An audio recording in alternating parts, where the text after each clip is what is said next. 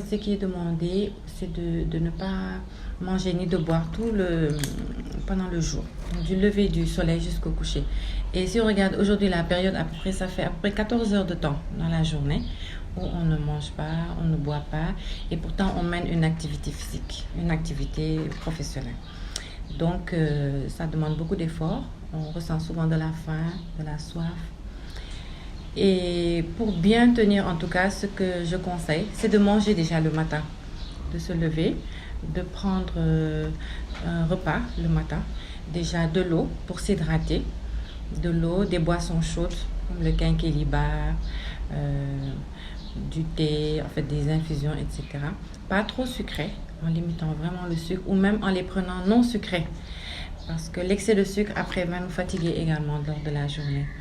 Et de manger, si possible, même une tasse de nos bouillies traditionnelles, telles que le fondé ou bien autre chose. Et même le reste, par exemple, du dîner.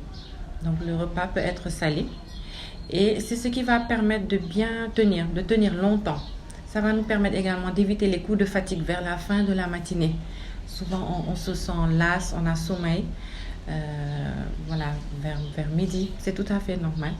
Et donc de prendre ce type d'aliments, ça nous permet de tenir plus longtemps. Il faudrait également que ce repas contienne des légumes et des fruits. Donc aujourd'hui, nous avons beaucoup de fruits locaux. Moi, je favorise surtout les fruits locaux et qui peuvent accompagner le repas. Par exemple, la mangue qui commence sur le marché, ça peut bien accompagner ce repas. Et ensuite, le soir, c'est le ndogu. Donc, à ce moment-là, ce qu'il faut se dire, c'est qu'on ne peut pas se rattraper. Tout ce qu'on n'a pas mangé pendant la journée, on ne peut pas le rattraper en un seul moment. Donc, au couper, ce qui est recommandé, c'est de boire de l'eau, de manger 2 dattes et puis de prendre un repas léger. Soit encore une tasse de bouillie, soit un morceau de pain, et ou alors de prendre directement le dîner. Donc, beaucoup le font. Et ça va très bien. Donc, de prendre ce qu'on a l'habitude de manger d'habitude au dîner, mais toujours en favorisant les légumes, en diminuant également trop de gras, parce que ça, c'est nocif à l'organisme. Donc, éviter tout ce qui est trop gras, trop sucré également. Par exemple, les jus de fruits sucrés, très sucrés, c'est à éviter. Parce qu'il est préférable de prendre de l'eau ou alors des jus très peu sucrés ou même pas sucrés. Ça permet de bien hydrater l'organisme et de récupérer toute l'eau qu'on n'a pas pu avoir pendant la journée. Et pour cela, on peut se contrôler nous-mêmes, on peut regarder. Les urines doivent être claires. Donc au début, elles sont foncées, c'est tout à fait normal. Mais au matin, on doit boire suffisamment pour que les urines le matin elles soient claires. Et là, ça veut dire que l'organisme est suffisamment hydraté pour tenir la journée. Les diabétiques et les hypertendus, il faut déjà que cette maladie soit équilibrée et que le médecin ait donné son accord. Par exemple, il y a un taux de glycémie maximum de 1,10 g dans le sang,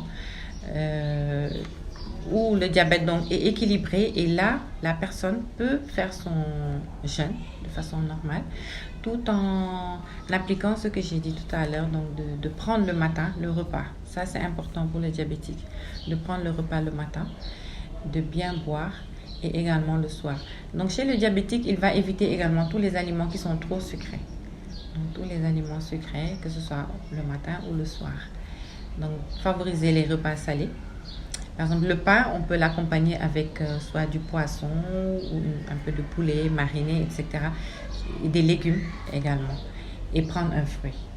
L'hypertendu également, c'est pratiquement la même chose.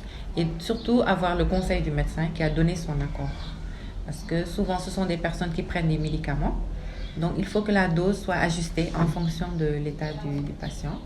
Donc, surveiller aussi son diabète, surveiller sa tension artérielle. Donc pendant le ramadan. La mastication, donc c'est le premier temps de la digestion. Les aliments sont broyés, mais sont aussi mélangés à la salive. Et la salive a un rôle dans la digestion des aliments. Donc c'est très important de prendre le temps de manger en mastiquant bien les aliments d'abord avant d'avaler. Je demande à tous ceux qui ont le nom de famille Diop de faire attention parce que au ndogu, ce que je vois, ils mettent tout sur la table.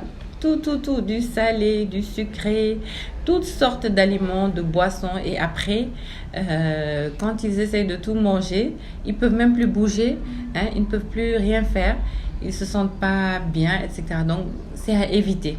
C'est pourquoi je dis il faut manger de façon vraiment modérée, d'écouter son corps. Quand on sent qu'on a assez, presque assez vraiment, il faut s'arrêter et attendre 1 heure, 2 heures de temps pour remanger encore.